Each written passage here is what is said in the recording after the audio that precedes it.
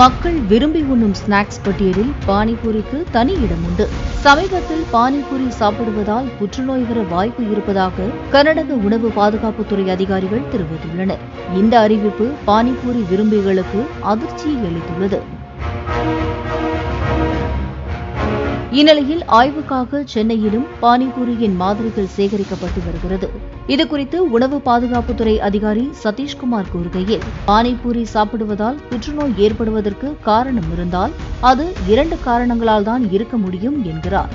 பானிபூரியில் chat masala சேர்ப்பதாலும் பானிகள் பச்சை நிறமாக தெரிவதற்காக சில செயற்கை நிறமூட்டிகள் சேர்க்கப்படுவதும் புற்றுநோய்க்கு காரணமாக இருக்கலாம் என்று கூறியுள்ளனர்.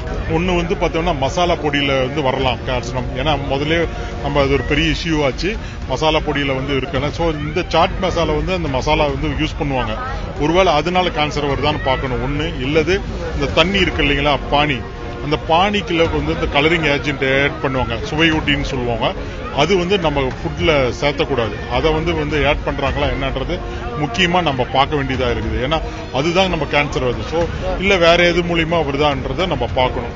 மேலும் இந்த 2 கோணங்களில் ஆய்வுகள் மேற்கொள்ள இருப்பதாகவும் உணவு பாதுகாப்புத்துறை அதிகாரி சதீஷ்குமார் கூறியுள்ளார். இது ஆப்பிள் கிரீன் அப்படின்ற ஒரு ஏஜென்ட் இருக்குது. ப்ராபப்ளி அது கலந்திருக்காங்களா என்னன்றது பார்க்கணும். நல்ல கிரீன் கலரா இருந்து ரொம்ப ரொம்ப பச்சை கலர்ல வந்ததுன்னா கண்டிப்பா அது ஆட் பண்ணிருக்காங்கன்றது வரும். அது இன்னும் சுவையா இருக்கும். அதுல பாத்தீங்கன்னா புளிப்பு இருக்கு, கருப்பு இருக்கு. அது நல்லா சுவை ஊட்டி மாதிரி இருக்கும். சோ அதனால அதை டெஸ்ட் பண்ணணும். சாப்பிட்ட என்ன மாதிரியான பிரச்சனைகள் வரதுக்கு வாய்ப்பு இருக்குது? கேன்சர் தவிர்த்து வேற என்ன ரியாக்ஷன் நமக்கு தெரியும்? உடம்புல பாத்தீங்கன்னா ஒவ்வாமை வரலாம். டை அது நம்ம சாப்பிட்டோம்னா உடம்புல அரிப்பு அது மாதிரி இது வரும். இழப்பு வர்றவங்களுக்கு இழப்பு எல்லாம் வரும். திடீர்னு பார்த்தோம்னா மயக்கம் வரக்கூடிய வாய்ப்புகள் இருக்கு. இது நிறைய குழந்தைங்களோ பெரியவங்களோ நிறைய சாப்பிட்டுட்டு இருந்தோம்னா லிவர் ஃபெயிலியர் கூட வரலாம், கிட்னி ஃபெயிலியர் வரலாம். ஸோ தட் நரம்பு மண்டலத்தை பாதிக்கலாம். இது போல நிறைய இருக்கும். கடைசியா பார்த்தோம்னா கேன்சரும் வர்றதுக்கான வாய்ப்புகள் இருக்கு. அதனாலதான் இப்ப பேன் பண்ணிருக்காங்க.